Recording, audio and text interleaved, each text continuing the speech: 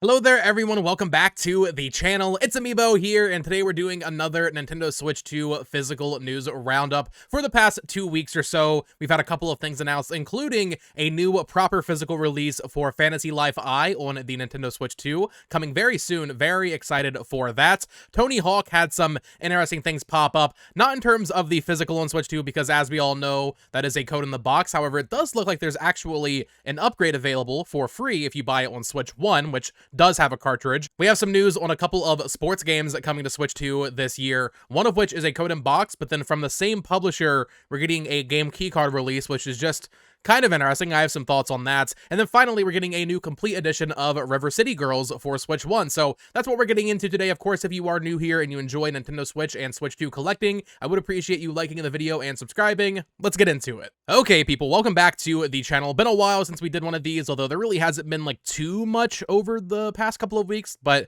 we finally have enough to do a little news roundup here. So first things first, this came up a couple of days ago. Haven't made a video on it yet. Very excited for this. I know a lot of people are excited about this, but Level 5 is actually releasing a physical version of Fantasy Life I, The Girl Who Steals Time, on Nintendo Switch 2. This is releasing on August 7th here, as you can see from PlayAsia. I'll have a link down below if you want to buy it there and support the channel. It's also available on Video Games Plus, but this is a actual release, right? It's not a game key card. It's not a download code. This is Fantasy Life I on Nintendo Switch 2 physically.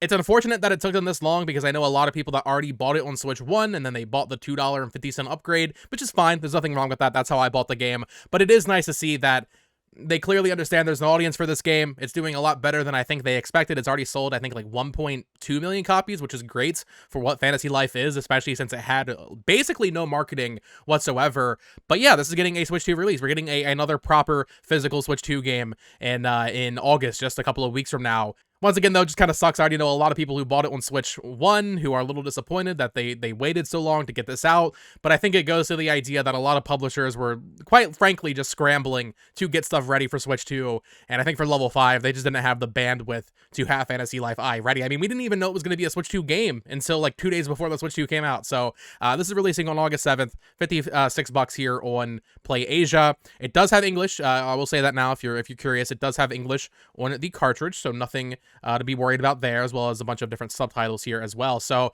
if you have not played Fantasy Life I highly recommend it. I loved it when it came out. I still need to go back and actually roll credits. I got to like a point in the game where you have like a couple of different set objectives, and then it's like, then you can do the final thing. So I was close, but I just kind of got sidetracked, and then of course the Switch 2 came out. So I haven't actually tried out the Switch 2 version yet, so very happy that this is getting some more love as a proper physical on Switch 2. We have another one, boys. we finally have another game that we can say is like, you know, on the cartridge. Though I will say the Switch 2 stuff is a little weird, because with the edition games, so this game as well as like the Zelda releases and Rune Factory, as far as I can tell, it looks like the Switch 1 game is on the cartridge, but then you download the patch for the Switch 2 version. So in theory, if you bought it on Switch 1, it's really no different because you're downloading that data. Correct me if I'm wrong, because I know when I did the unboxings for the Zelda games, those had pretty, I don't want to say meaty downloads. I mean, they were, I guess, bigger than what you would expect. It was like, you know, a couple gigs here and there for those games. Rune Factory, it looks like there was some sort of glitch there. I'm not sure about Tamagotchi Plaza. I haven't gotten my copy in of that yet. I'll do an unboxing when I do.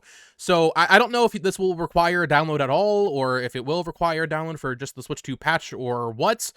We will see, but either way, it's not a game key card, so it's already like a higher tier release than what we've been used to on the Switch 2. Okay, this I thought was really exciting for those interested in Tony Hawk Pro Skater 3+4. I talked about it in a video on my main channel yesterday a little bit, playing the game, showing it off there. Some issues with the Switch 2 version. I bought the digital deluxe because I wanted to play it early.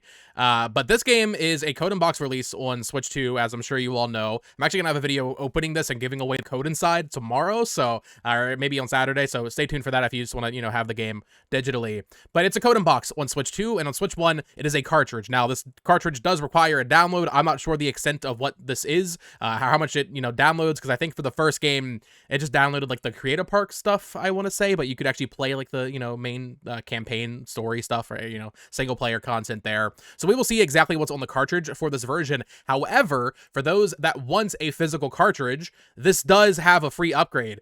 We learned this as soon as people, you know, started buying the digital version of the Switch 1 game, they actually discovered that it has a free upgrade. So if you want to play Tony Hawk on Switch 2 and you want to have a cartridge for it, even if that cartridge doesn't necessarily have all the data, you can buy this box that has a cartridge and you will get a free upgrade for the Switch 2 version, which I wasn't expecting. Activision didn't announce that or anything. It's very hush-hush, very on the down low, but very cool. You know, it's nice to see a free upgrade for a game like this. We haven't really seen that before. I had already pre-ordered this, and like I said, I'm going to do a giveaway, so that's fine. But had I known, I would have definitely bought this one instead, just to have something actually physical, right, to represent this game.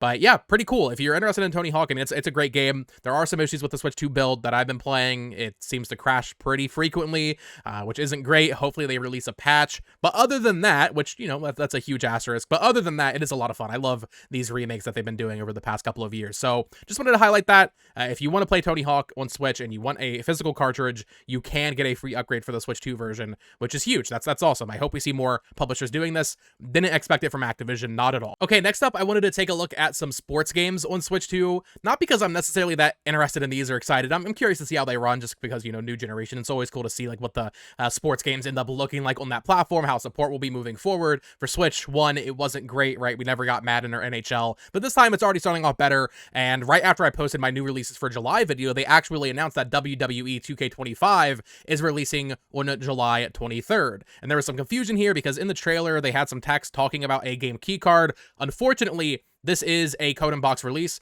which isn't that surprising because Civilization 7 was also a code and box release and it's the same publisher. So really unfortunate. This is one that I'm kind of tempted to get into, like maybe try it out. I don't really watch wrestling or anything, but I think if I were to try one of these types of games, this would be probably the most just actually fun one to play. You know, I'm not like rating NFL plays and stuff. So code and box release coming out on July 23rd, $70.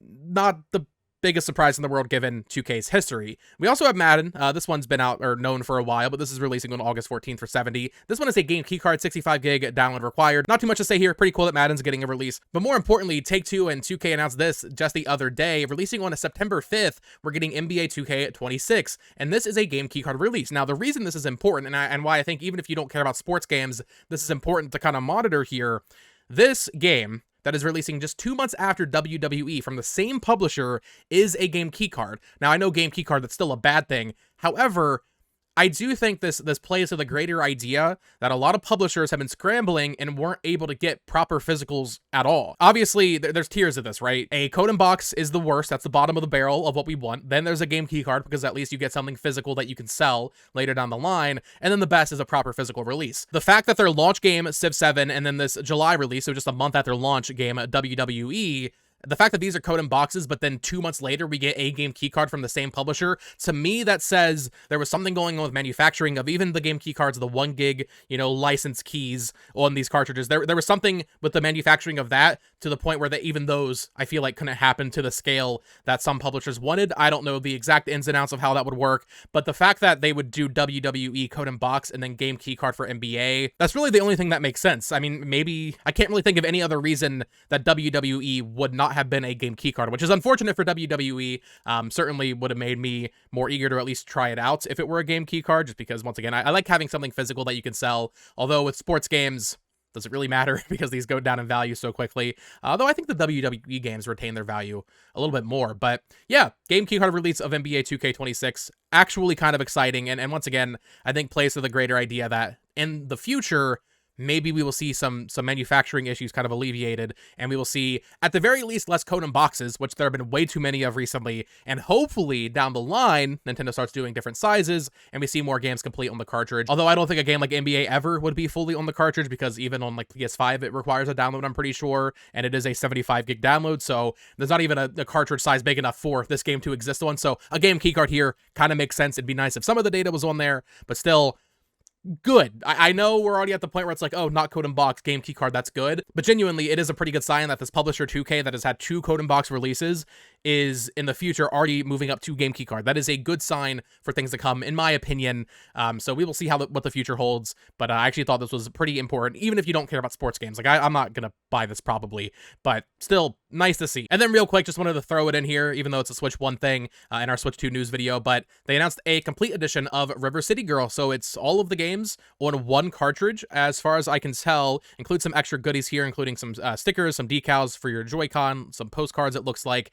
And this includes River City Girls 1, 2, and 0 all on one cartridge. That's the special edition, I should say, for 50, and then there is a standard for 50.